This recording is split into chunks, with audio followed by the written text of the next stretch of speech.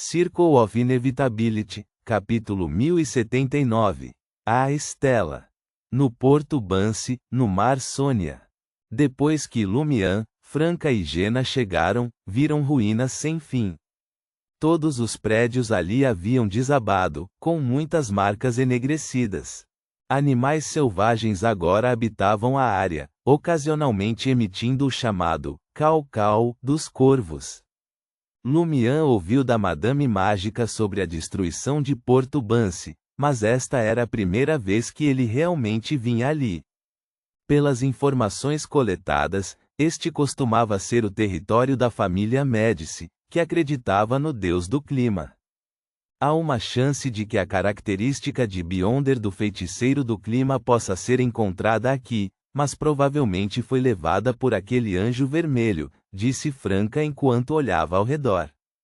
Olhando para as ruínas de Bansi à sua frente, Lumian sentiu como se estivesse de volta à desastrosa Cordoue. Ele ficou ali atordoado por alguns segundos antes de falar. Este é um propósito, procurar por aí não vai nos custar muito. O outro propósito é encontrar o local especial que a Madame Mágica mencionou, usar a vela de cera de cadáver e completar o ritual. Rindo, Lumian continuou, já que o Mestre Celestial conseguiu usar a professora e companhia como médium para localizar o sábio oculto e ajudar o Senhor Tolo a encontrar o alvo. O ritual de contrato do Imperador de Sangue também deve ser capaz de encontrar onde está a característica de Beyonder restante, o feiticeiro do clima. Como alguém que mal é considerado sua abençoado, é pedir demais a ele por este pequeno favor. Em teoria, é possível, mas é muito perigoso. Seria melhor acumular contribuições e buscar revelações com o Senhor Tolo. Ele é a maior existência no topo do caminho do vidente e deve ser capaz de adivinhar pistas sobre a característica de Beyonder do feiticeiro do clima restante. Franca não gostava muito que Lumian corresse riscos desnecessários. Embora este seja o seu estilo, ele deveria tentar controlar o número de aventuras arriscadas. Jena assentiu, concordando com as palavras de Franca. Você acha que eu não pedi revelações ao Senhor Tolo? Adivinha qual foi a revelação dele?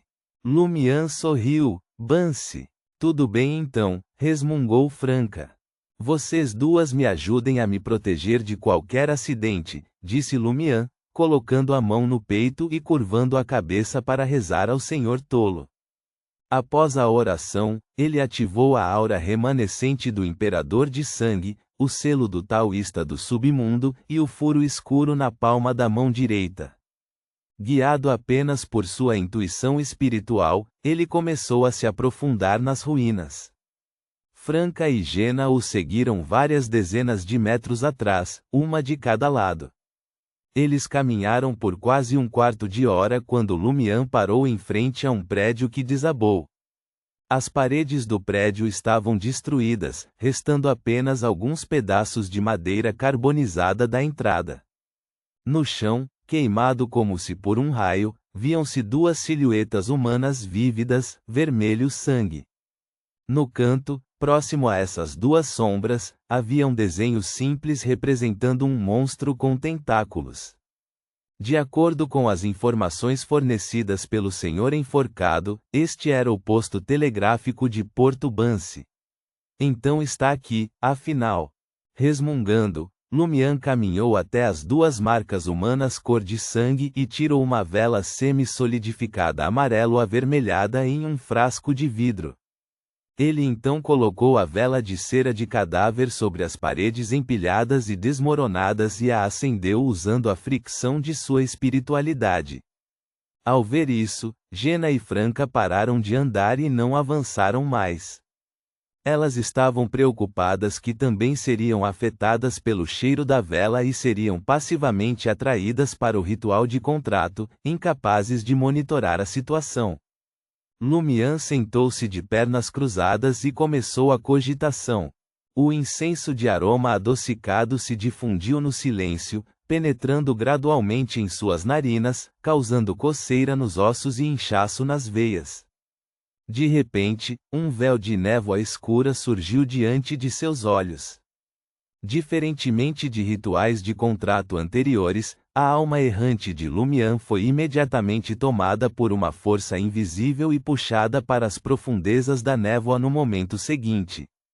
Girando, virando, Lumian rapidamente se recuperou e se viu em uma casa espaçosa e iluminada, com fileiras de assentos em ambos os lados, ocupada por várias pessoas que pareciam estar esperando.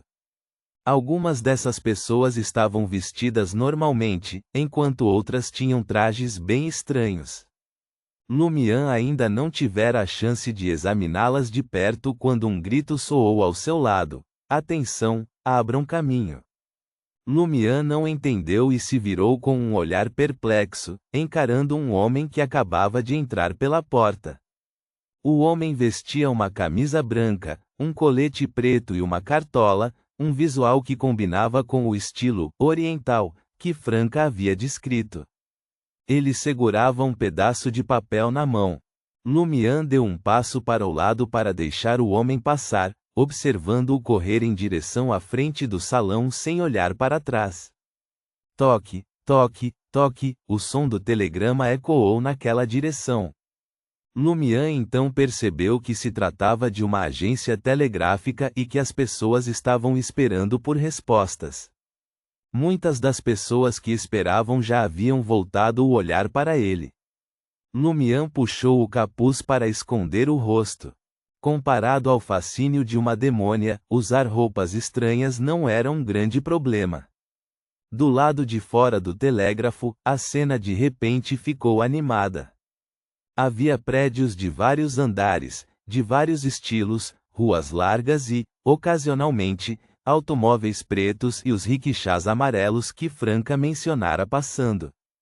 Entre a multidão agitada, alguns usavam camisas, ternos e chapéus, outros usavam túnicas longas e quipás, alguns de camisas brancas e becas pretas com calças largas e sapatos de cano alto, com a cintura saliente como se escondessem pistolas, e alguns com a cabeça envolta em pano vermelho e segurando cacetetes curtos, enquanto outros usavam vestidos longos com babados e renda, ou saias justas com fendas nas laterais. Lumian de repente sentiu que aquilo era tão próspero quanto Traer. Ding ding. O som claro ecoou enquanto um trem de 2 carros, sustentado por trilhos suspensos, passava rapidamente. Essa cena era muito familiar para Lumian, ele já sabia que aquilo se chamava bonde. Entretanto, diferentemente do que ele tinha visto antes, os passageiros do bonde eram todos bastante normais, suas vestimentas eram indistinguíveis das dos pedestres nas ruas, e nenhum deles tinha uma cabeça normal, arrastando uma espinha sangrenta e ossuda. O local que seria diferente da rua anterior? Ou talvez essa rua estivesse originalmente escondida e exija métodos especiais para ver ou entrar. Meus vários atributos especiais, combinados com os problemas em Bansi, me trouxeram mais diretamente a esta metrópole? Murmurou Lumian enquanto olhava ao redor. Mesmo entre as pessoas puxadas em riquixás, não havia mulheres com rostos cheios de pus e machucados escondendo-os com leques. Além de não entender a língua ao seu redor e da escassez de pessoas que se parecessem com sua aparência, Lumian não via problemas na cidade movimentada à sua frente. Em termos dos efeitos do ritual de contrato, isso poderia ser considerado um fracasso, pois ele não ganhou nada e não tocou em nenhum mistério. Depois de refletir por um tempo, com a sensação de ser jogado em uma terra estrangeira sem um bom tradutor, Lumian seguiu a orientação de sua própria espiritualidade e gradualmente se afastou do próspero centro da cidade, entrando em becos mais estreitos. Os estilos arquitetônicos de ambos os lados se tornaram mais peculiares, batentes de pedra, grossas portas de madeira preta e muros altos com pátios profundos. Lumian tentou estender a mão direita para tocar um poste de madeira, mas viu sua palma passar por ele. Estou em um estado de corpo-alma agora? Não, Deveria ser um estado espiritual e mental puro, mas ainda posso ser visto pelas pessoas ao meu redor. Lumian analisou enquanto continuava caminhando, navegando por entre fios emaranhados, varais e escombros empilhados aleatoriamente, até chegar a uma área com muitas residências. A primeira coisa que chamou sua atenção foi uma torre de madeira de formato estranho. Era muito parecido com o núcleo de névoa que ele tinha visto em rituais de contrato anteriores, mas sob a luz do sol, a torre de madeira havia perdido sua indescritível sensação de terror e melancolia. Em frente à torre marrom havia grandes casas e árvores verdes, tudo cercado por um muro amarelo, impedindo que alguém o escalasse. As portas duplas de madeira abertas na entrada principal recebiam um fluxo constante de pessoas entrando e saindo, todas parecendo cidadãos comuns. Era isso que Franca chamava de templo? Lumian ponderou por um momento e então seguiu a multidão até a área cercada pelo muro amarelo. Ele fingiu estar passeando enquanto se aproximava gradualmente da torre de madeira. Ao longo do caminho, ele notou que os monges deste templo estavam divididos em várias categorias, com trajes muito diferentes, e não pareciam interagir muito uns com os outros. Os dois grupos mais numerosos eram, um usando túnicas azuis e chapéus altos, lembrando o estilo do Mestre Celestial, e o outro com cabeças raspadas, usando túnicas cinza opacas ou túnicas internas amarelas com vestimentas externas vermelhas. Quando Lumian chegou a um ponto próximo à torre de madeira, dois tipos de monges bloquearam seu caminho em sucessão. Embora não entendesse o que os monges estavam dizendo, ele entendeu a mensagem: pare. Lumian não discutiu e voltou-se para o prédio por onde acabara de passar. Durante esse processo, ele observou discretamente o ambiente, notando que muitos monges estavam dispersos ao longo do caminho que levava à torre de madeira, alguns abertamente, outros secretamente, mostrando sinais de uso de poderes Beyonder. Eles estão protegendo a torre de madeira, não permitindo a entrada de estranhos? Ao tomar essa decisão, Lumian abandonou a ideia de tentar se teletransportar para lá ou usar o mundo dos espelhos. Se a torre de madeira fosse de fato o local central indicado pelo ritual de contrato, os guardas estariam preparados contra tais métodos. Pensando em como havia entrado na torre através de um contrato mental, Lumian encontrou um local escondido e tentou replicar aquele estado. Assim que completou a cogitação, ele subitamente levitou, flutuando em direção à torre de madeira através da névoa escura que subitamente se espalhava, sem qualquer obstrução. Logo, Lumian chegou ao seu destino, mas foi bloqueado por uma força invisível, conseguindo apenas descer, preparando-se para entrar pela porta. A sensação de flutuar desapareceu rapidamente, e a névoa escura envolvente se dissipou. Desta vez, Lumian viu claramente a situação na entrada da torre de madeira. Ali havia uma estela de pedra desgastada pelo tempo.